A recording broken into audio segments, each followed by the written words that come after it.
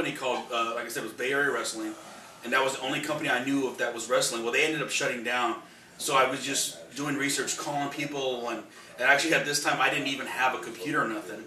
So I went down to the library and I actually looked up wrestling schools and found a place called All Pro Wrestling in the Bay Area, and that was I maybe because I searched pro wrestling and they were A, so they were the first ones that came. And I got one of their little brochures and stuff, and I remember I put it on my wall and over my bed, and I remember it was up there for about a year. My wife finally telling me, look, either take that thing down or go train. Well, pretty much my whole career, he tried to blackball me. You know, the first couple of shows I did, he was telling the promoter, well, if Ugly's on there, I'm pulling my guys. And he did everything to try to stop me from wrestling, and even when I ran my own company, it was the same type of thing. You know, he'd do everything he could to shut us down, and when he realized that it's not going to happen, I ran a company called Supreme Pro Wrestling for years in Sacramento, and we battled for years. You know, where we were two of the top companies in the area. You know, and I never really understood Roland and what he did, and it wasn't until just recently in November I got inducted to the Northern California Hall of Fame, and Roland was there. And he walked up and said, "Hey, Ugg, I want to tell you." I was a big fan of the 70s and 60s wrestlers and early 80s, and so like, you know, Ox Baker I was a big fan of Ox Baker, and you know, Buddy Rogers and guys like that, and anybody in the early Memphis and things like that. And you ever heard of that one guy named Matt Bourne? He was all right, I guess. You know, and that would be the guy that just cost you the glasses right now. And I'll tell you what, those are some sleek glasses, these are brother. amazing, dude. I can actually see him coming out in these fucking. Yeah, that's what you need to. Now you're the champ. You're the champ. Oh, look at that! You're the champ of Portland, brother. I mean, you need to have that. You need to have that charismatic. No, bro. Can you leave Monty and just talk for a couple minutes for me? No, please. Actually, they're awesome looking. Oh, come on, bro. You can't work me. All right, get back to me then. The voice everybody hears is the what I call the living legend, Matt Osborne, Matt Bourne, Doink the Clown, Big Josh, Maniac Matt Bourne. Did I get them all in? The offensive line, and what you normally call the offensive line is the Big Uglies. So I'm just going to say that because they'll know what it is when they say the Big Ugly, they'll know. So I call myself the Big Ugly, and they pop. If the shoe fits. Yeah. Yeah. If the shoe fits, There's a right? wrestler by the name of Steve Rosano.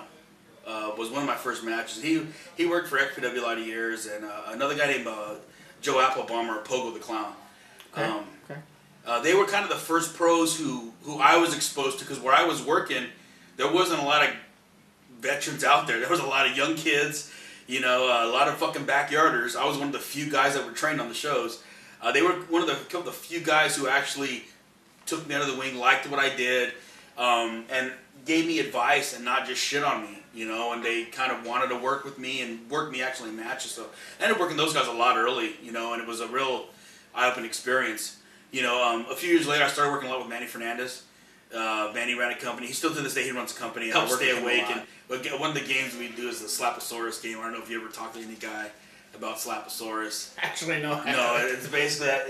You know, I actually got it from Samoa Joe was telling a story one time, but we're driving, and you know. I think it was Virgil was driving, and I think Hayashi's here, and me and Timmy, and we're all sitting back here. They don't really let me sit in the front, you know. But I was like, oh, I want to sit back. We're going to do Slaposaurus, and like, what's that? Don't worry about it. So we're driving, and you know, the driver starts dozing off.